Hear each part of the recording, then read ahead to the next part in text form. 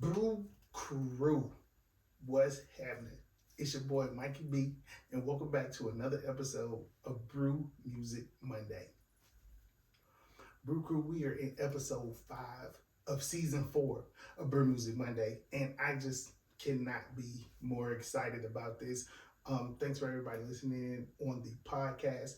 Thanks for everybody tuning in on Facebook as well, Instagram, all social media platforms. Completely appreciate you. But we're going to jump into what we came here to do today, and that's talk about Brew Music Monday. So let's get it.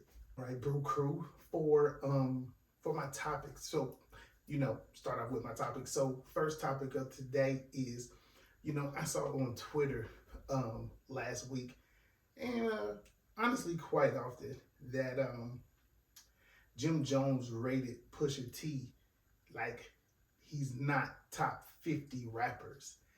And Jim Jones has just really been smoking a lot of crack lately because, bro, if you think Pusha T is not top 50, you are on crack. Um, I it's Pusha T, y'all. Like, started with the Clips, then his brother No Malice found Jesus, so Pusha T had to do it on his own. And when I tell you, through 3-4 albums, he's done the damn thing. Like, he stayed relevant to his core fans. Does he sell as much as like a Lil Wayne or a Drake or anything like that? No, but he's definitely still doing really good for himself as far as a rapper goes, as far as a solo rapper goes. Like, he did a tour twice in 1 year, and damn near every state sold out. International tour, damn near every date sold out. Still out in Tokyo with Pharrell celebrating his 50th birthday. He just continuously does dope shit. And I am so sick of people not giving my guy his credit.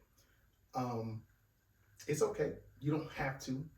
But my guy's definitely top 50. I'm a huge Pusha T fan. Have been since the Clips.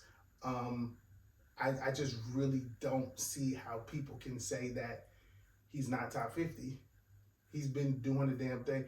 Awards, okay, cool. That's the eyes of the people that are quote unquote in charge. But the fans, they say it. Look at the shows. Look at how he gets down. Like, his production and the shows, his drip. Like, Pusha T be fresh as hell. Some outfits I don't agree with when he be on his designer shit, but that's another story. But he be fresh. He does what the fuck he's supposed to do as a rapper his age that's been doing it for as long as he has. He's where he should be, honestly. And that's not outside of the top 50. Let me know what y'all think. Do you think Pusha T is not a top 50 rapper? I think he is. I feel like he is. I honestly know he is. But I want to know what y'all think. Let me know. It's crazy how things kind of mesh together, right? And at this particular point, I'm talking about Discovery Plus and HBO Max are conjoining together. Well, they're conjoining because it's the same. They are coming together to become Max, which is stupid, right? It's stupid. The name is dumb. They could have, all those people make all that money. They could have came up with a better name than just Max. They really could have. I could have come up with a better name than that. But the main reason that I'm even speaking about this is because, I do my series or movies of the weekend. HBO Max has some really good movies and series as well. But they are talking about doing a Big Bang Theory spinoff. Now, the Big Bang Theory already had a small spinoff with young Sheldon.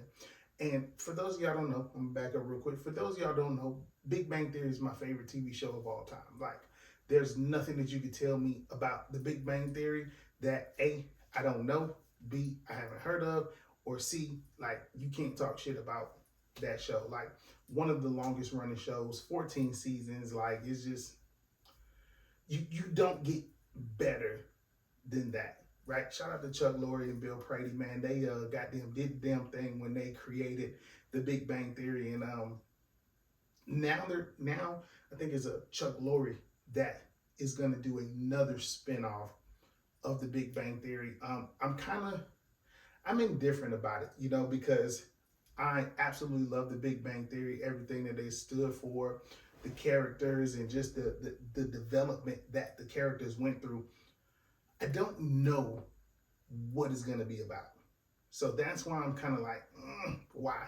You know, I don't know who it's going to be based off of. I don't know what it's going to be based off of, but I want to see it. But at the same time, I kind of want to be like, bro, nah, just leave it alone.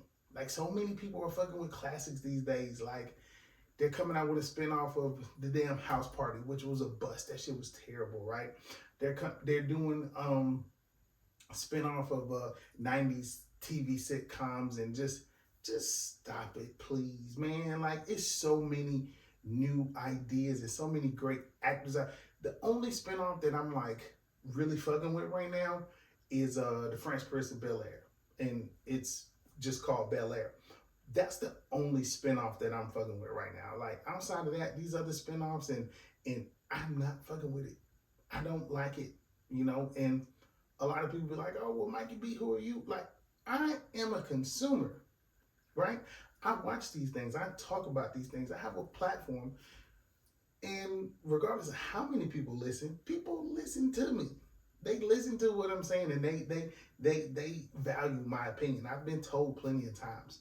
Check the comments on YouTube. Like, they're there. And I want to be done with this spinoff era. Like, just stop it. It's so much money out here. Start creating new stuff, right? That's what create the new stuff, right? Let's see something new. Let's see something fresh. Like, let's stop with these spinoffs. But they are doing this Big Bang Theory spinoff, and I'm not gonna lie, like, I'm intrigued, but then again, like I said, I'm indifferent. I don't know what to really think about it because I don't know what's coming. But I'm looking forward to it. I will watch it and give it a chance because the Big Bang Theory is my favorite TV show. So we will see. Brew Crew, let me know what you think. They are also doing a Harry Potter spinoff too, a Harry Potter series spinoff. So let me know how y'all feel about that. I know the Harry Potter gang is really, really deep in the beer streets as well. So, like, let me know what y'all think. I want to know. So I want to jump into a review really quick. I'm not going to spend a lot of time on it because if you haven't seen it, I don't really truly want to spoil it for you. But if you keep watching for like the next 2 minutes, I will spoil it for you. But nostalgia keeps coming back in many different forms, and this time it is coming back in an animated form with Super Mario Brothers. And when I tell you, I love what it stood for, but I just did not like how they went about it. Because in what world is Peach helping Mario save anything, right? From day one, from the very beginning, it's always been Mario saving the princess. It's always been Mario and Luigi saving the princess, saving the castle.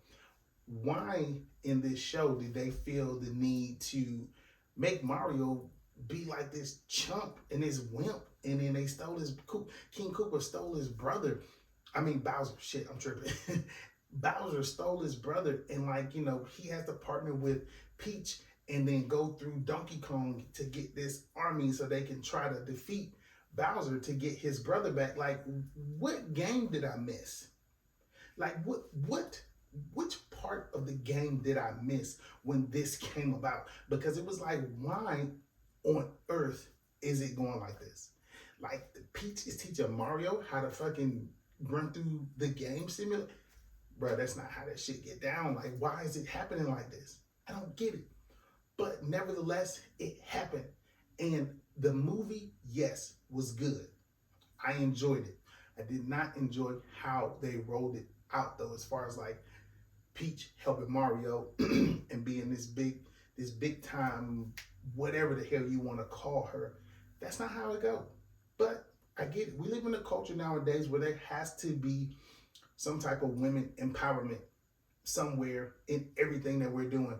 And I understand it and I'm with it. You know what I'm saying? Because women do the damn thing. Like, I'm truly like down for it. My mom's a woman. I'm married to a woman. My daughter's gonna grow into a woman. And I promise you, I'm not bashing women. I just don't get what part of the game they took that from.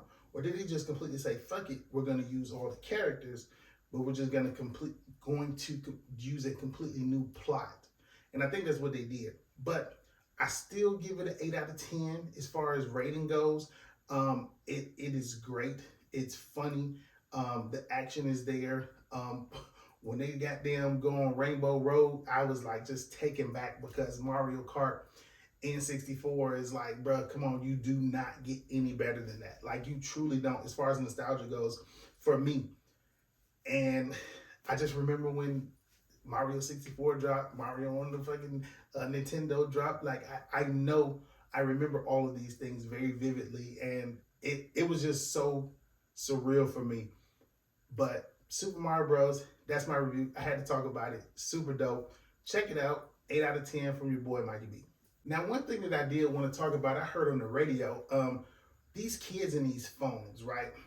Parents, when are y'all gonna step up your game, like, and step up your paying attention game too? Like, I think that's where the value is lost as far as parents go when kids do these outrageous things. Like, why aren't you paying attention to your kids? How's your kid able to spend $4,000 on your phone through Amazon? And this was the story that came out. I heard it on 92.9 The Game. That's at Atlanta Sports Radio. I listen to, that's pretty much all I listen to when I'm in the car if I'm not listening to a podcast or a new album. But this little girl had her mom's phone. Mom thought she was playing games, jumped in on Amazon, ordered 10 dirt bikes, a motorized toy Jeep, and 10 pair of cowgirl boots. And it totaled up to like a little bit over $4,000. Ordered all this stuff on Amazon. Mom had no idea. I just truly feel like, for me as a new parent, my daughter is 9 months, so there's no way that like she's gonna order anything off Amazon. And I'm not giving my daughter her own phone either at like 4, 5, 6 years old. That's not happening, right? So they have tablets for stuff like that.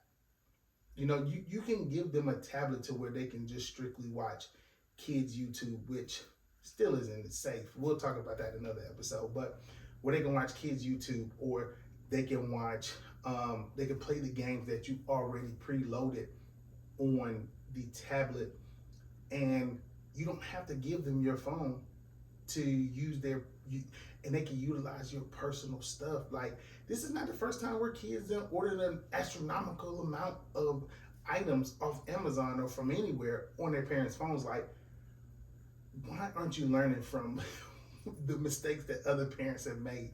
Because when my daughter becomes of age, there's no way that she's gonna be just using my phone just so I can shut her up or be quiet while I'm driving. Nah, you know, it's just not gonna happen like that. And a lot of people always be like, oh, well, Mike, you gonna see. Yes, I'm gonna see. And yes, I'm still going to make the decision to not give my daughter my phone, because I know I have a lot of important information on my phone. My cards are stored on my phone, and I'm just not gonna do that. Like, I'm just not gonna do that. And I want y'all to understand it. And I don't want y'all to do that either. Stop giving your kids your phone. And if you don't want them to have a phone because they're too young, you know, like, just find an alternative, you know, a toy that makes noise, or, you know, just let them cry. I'm gonna be honest with you. I am an advocate for letting them cry. You want to cry? Go right ahead. I'm just gonna let you cry until we get home, and then we'll take care of whatever needs to be taken care of then. But I'm not about to give you my phone just so you can be quiet until we get home. That's not happening. Let's think of other stuff, because $4,000 is a lot of money, and it's Amazon we're talking about. So unless you have like really, really compelling evidence that like, hey, look, I didn't do this, they're gonna be like, you're stuck with this shit, right? And the report came out. Luckily, they actually gave her majority of her money back. It was just, I guess, a few things that already like got processed, so they were like, yeah, we can't do nothing about it. But it's still fucked up. It's so fucked up. Like, if you are gonna do that, take your Apple Pay off, unlink your cards to your phone and things like that. Like, just manually add it back every time you need to use it, because I mean, $4,000 is a lot of money. And what if she does it again? What if the girl does it again? Like, come on, man. We gotta think. We gotta be smarter than them. We absolutely have to be smarter than them. Like, we're living in a world now where technology is key.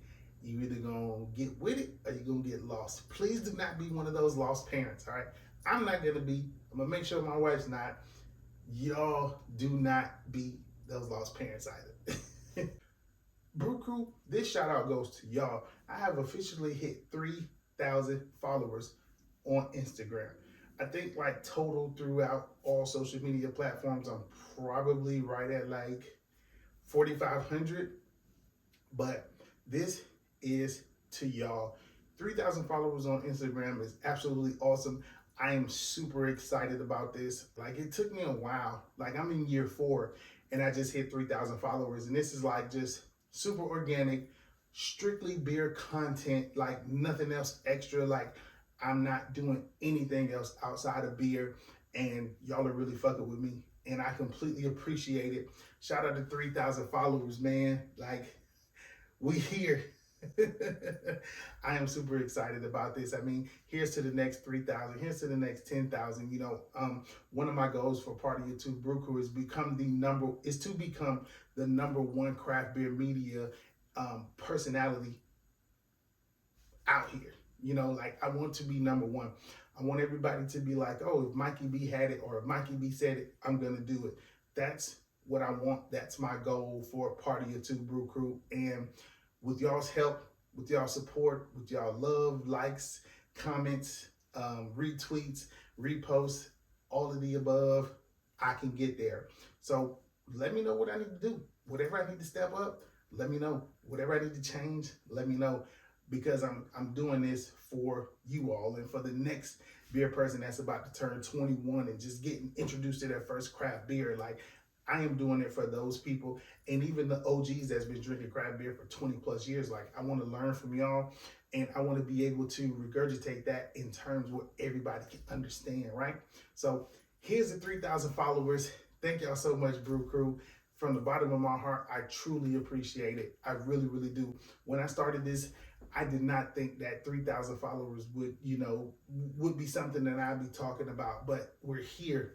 Like, we're truly here at 3,000. So thank y'all so much. Cheers. Brew Crew, the NBA playoffs have started. My Hawks took a really, really deep dive against the Celtics the other night, and the Lakers, they just won. It's been hectic as far as these playoffs go. Like, I mean, my Hawks are in it, but it's one of those things where it's like, we're in it for the experience, for the people, but I mean, we probably won't win. But I just want to at least make it interesting. Like, let's not get swept. Let's not get blown out each game. Like, let's at least make it interesting, please. Like, let's make it a 1-point game, where we win or they win. Like, let them win two in Boston, and then y'all come to Atlanta and win 2. Like, let's make it interesting. Let's go 7 games. I'm with that. I'm all for it. I just don't want to be blown out. But I'm excited. I'm ready to see who's going to be crowned the new NBA champion for this season. It's been a long season. Lots of injuries, lots of crazy shit has been going on with Ja Morant and all his antics outside of the basketball court, with all the trades that happen, with people on new teams that ain't make the playoffs, and Zion Williamson. It's so much going on inside of the NBA. I'm just ready to get down to the nitty gritty on who's gonna be crowned the next NBA champion. Who y'all got? I know it's probably not gonna be my Hawks. I would like for it to be. I want it to be, but it's probably not. So, Brew Crew, who's your team? Who are you rooting for in these playoffs? Let me know. Brew Crew, over the weekend, I got to do 2 dope ass things, and I should have talked about it last week on my upcoming events, but I didn't see it till afterwards. So that's on me. I gotta pay more attention to my page and what y'all be posting. I'm telling y'all, man, send me stuff so I can write it down and so I can talk about it on Brew Music Monday and throughout my segments, right? Um, I'll start with Hippin Brewery 2 year anniversary. Oh my goodness. Clarence, shout out to you, man. One of the hardest working brewery owners that I personally know. The first black brick and mortar in Atlanta for a brewery. He has two. Excuse me, he has three, and working on his fourth out in Charlotte. Like literally the hardest working brewery owner that I know. And it's such a great thing to see. 2 years in, hasn't closed its doors yet. Employees are doing good. Beer still flowing. Anniversary party was super dope. Shout out to Drop Season. They did a collab together. And they did actually, it was two separate collabs that were done together. And he's just so inclusive of what we're trying to do as beer influencers or beer media or even like a craft beer clothing, and whatever you represent craft beer wise. Clarence is down for it, man. And he allowed me to have my 4 year anniversary bottle share at the brewery, which was absolutely dope. Thank you so much. And it's just always a good vibe, man. Like when you go to Hippin Hops, it's just always a good vibe. You know, the food is good, the beer is continuously flowing, and it's just somewhere that you want to be and you want to hang out. And here's the 2 more years. Here's to the Charlotte location opening. Clarence, congratulations to you, man. I truly salute you and take my hat off to you because you're doing the damn thing out here in the beer community, and you're not doing it alone. You're including everybody that's doing something with craft beer. You're not withholding secrets. You're not withholding recipes. Like whatever you want to know, he's gonna tell you, and that's the true definition of a leader when it comes to any type of business, any type of segment. Like that's what a true leader is, and that's Clarence all the way. That's Hippin Hops Brewery all the way.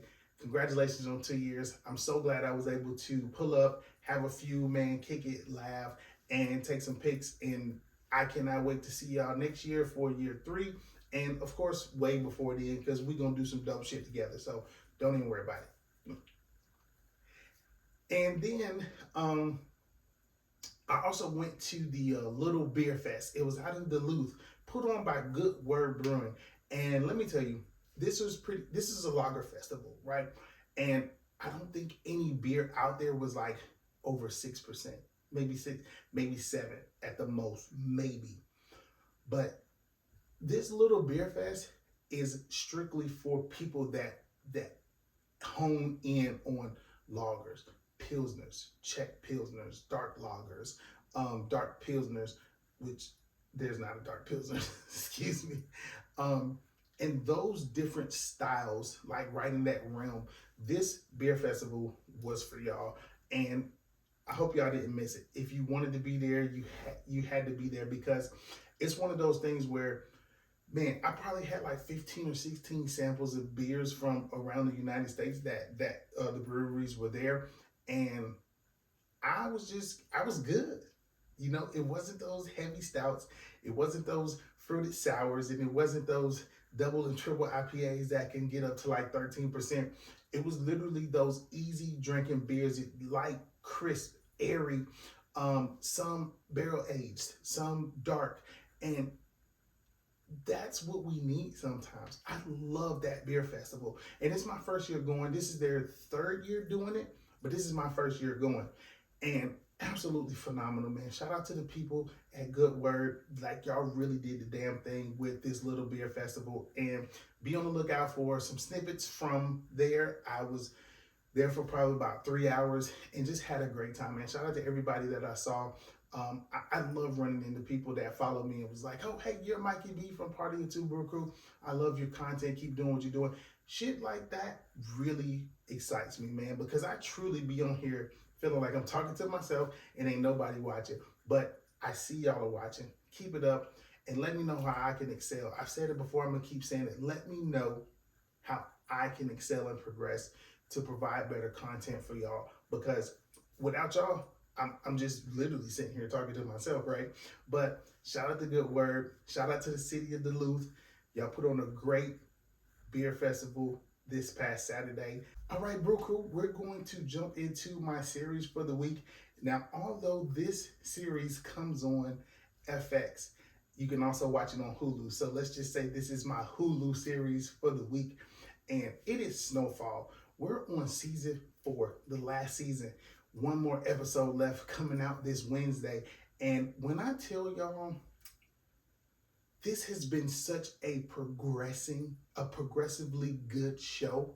It started off so slow. Early 80s, crack, all that good stuff. Black people strung out on drugs, all that good stuff. But they've developed each character so crazy. Like, I absolutely love seeing how Wanda is now. I love seeing how Teddy is now. I love seeing how Franklin is now. The mom was Sissy. Rest in peace to if you haven't watched it, I'm sorry, but you gotta watch it. I'm sorry. I really didn't want to do any spoilers, but I just did. Disregard that, right? But it's been such a progressively good show, and I'm really gonna hate to see it go, but every show has run its course, and right now this is the end of Snowfall, and I really want y'all to go back to season 1, rewatch every episode, because it's so much that you probably missed or you probably didn't pay attention to just because it was so early on. But it's one of those shows where you don't necessarily have to watch season 1 to understand what's going on in season 4, but it would definitely help 100% for you to understand, right? But I'm really gonna hate to see it go, and that's why it's my Hulu series of the week, because I'm not gonna be able to talk about it no more because it's gonna be done. But y'all check it out, Snowfall on Hulu. It's 4 seasons. Grab your popcorn. It's a real roller coaster. Brew Crew, this brew comes from a local brewery right here in Atlanta, Georgia. They have 2 locations and they're absolutely fire. One in Midtown and then one in what we call West End. And I'm talking about none other than Monday Night Brewery. Now today I have it's called Black Rainbow. Now that title really intrigued me because, like, you when you think of rainbow, you don't think of anything black, right? Rainbows are super colorful. They're pretty. They represent the sunshine after the storm is what rainbows represent. And for them to come up with a black rainbow as a title for a beer really intrigued me. So let me tell y'all about this beer a little bit. So this is a bourbon barrel aged Neapolitan ice cream inspired imperial milk stout. And this bad boy is coming in at 13% ABV, and it also has and it's got chocolate, vanilla, and strawberries in it. Now, I saw somewhere it said something about some Ugandan vanilla beans, and those are my favorite that goes in the beers. And I'm gonna be honest with you, man. Monday Night knows what the fuck they're doing when it comes to stouts. Like, they truly do. I never second guess if I want to try a Monday Night stout or not. It's just really one of those things. This is 13%, so it's like I'm only gonna drink this one because that 13% will get to you really, really quickly. But definitely shout out to Monday Night. Their barrel program has elevated from day one for me, and I love to continuously see their growth and their progression when it comes to their stouts and other beers as well. But today specifically, so let's get into it, man. Black Rainbow from Monday Night Brewing.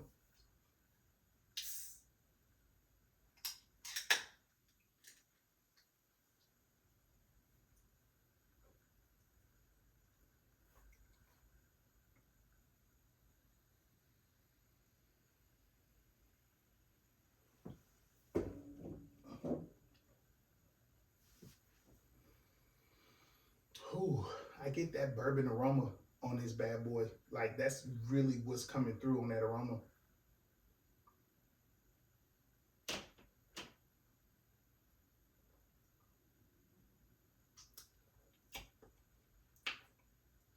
I'm gonna drink some more. Hold on.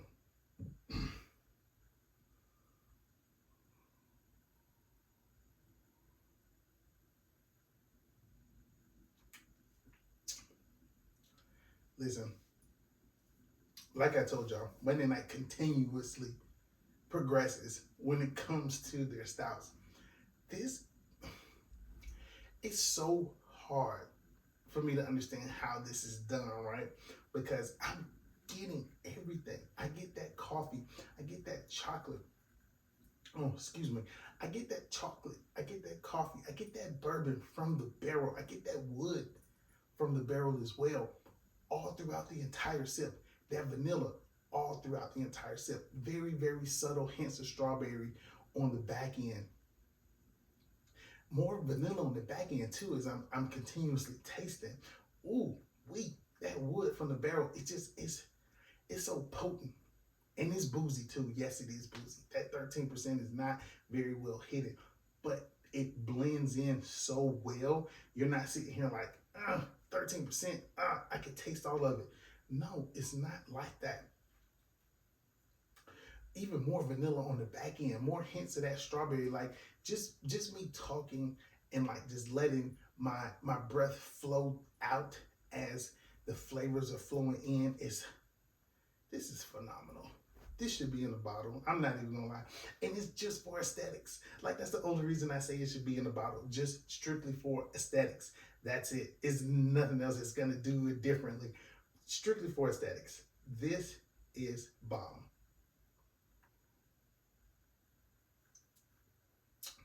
Yeah, this is it. It's the perfect body. It's silky. Absolutely love it. Monday night, y'all did the damn thing with this one. This black rainbow. Y'all did the damn thing with this. I'm super excited. I bought a 4-pack. This is the first can. I'm gonna finish this tonight. Might have another one because I have a light day tomorrow, and all I got to do is edit. But Monday night is one of my favorite breweries here in Atlanta. They do everything so well. Now, do I get a full-on Neapolitan ice cream vibe? No, I don't. But each one of those flavors hits at a specific point. And that's what you want when you're tasting beer. Like when you're actually tasting beer to like really taste it, you want those notes to hit at specific points. Is it cool that they all hit at once? Sometimes. But I love the breakdown of notes throughout the entire sip. Excuse me, that was bad. I love that breakdown of notes throughout the entire sip. As a craft beer lover, that's what I love the most. Here's the Monday night. Here's the Monday night. This damn black rainbow definitely put a spark under me. I tell you that right now. Oh, and I let it warm up too. So I really feel like that's what really took it up a notch, letting it warm up. I'm also going to taste it cold, and I will report back and let y'all know how that is too. But I did let this one warm up, and I am not disappointed. Shout out to Monday night. Cheers to y'all. Now, obviously, I when I saw the can and I read the description of what it was gonna be, a song immediately popped in my head, and I'm using the song that immediately popped in my head, and I'm gonna tell you why after we listen to the song. So, Brew Crew, the song for this week's Brew Music Monday is Black Ice by Goody Mob and Outkast. Yes, Brew Crew, Black Ice by Goody Mob and Outkast. And I chose that song not only because of the title of the can. So when I saw Black Rainbow, I immediately thought of Black Ice, right? But when we dig into the lyrics, touch what I never touched before, seen what I never seen before, that's something that I love in craft beer. I want to drink something that I haven't drank before. I want to see a type of rollout or a type of style that I've never heard of before. And in craft beer, no matter how many different styles there are, no matter how many times a brewery does a specific style, you're still going to get things that you haven't seen before, like that you haven't had before. Have I had an ice cream with, have I had a pastry stout with strawberries and chocolate in it before? Absolutely. But I haven't had one that had the ABV so well blended in, still had those hints of bourbon that all the way throughout the sip. vanilla all the way throughout the sip. That subtle strawberry. Like you don't get that in every single type of stout that you have. And with a song like Black Ice, it's just such a classic. You got Goody Mob, you got Outkast, two very, very, very, very, very fire OG groups out of Atlanta. Monday Night, a very fire OG brewery out of Atlanta. Like it just all intertwines, and I really feel like I did this justice by picking this song to match with this beer for this week's Brew Music Monday. And I need a snap. If you feel me, Brew Crew, I need it. Brew Crew, I really hope that you enjoyed this Brew Music Monday. I know I have. I always absolutely enjoy bringing you all new brews, music that you probably hadn't heard in a while, topics that you may have seen, and just giving my insight on that. Brew Crew, I want to tell you that without y'all, I would not be Mikey B, part of the two Brew Crew. I just continuously want to thank y'all so much, and in everything you do, continuously put your best foot forward. Don't stop. Don't give up. Let's keep going. Let's reach those goals, right? It's your boy, Mikey B. Thank you for tuning in to episode 5 of Brew Music Monday. I'll see y'all next week. Cheers.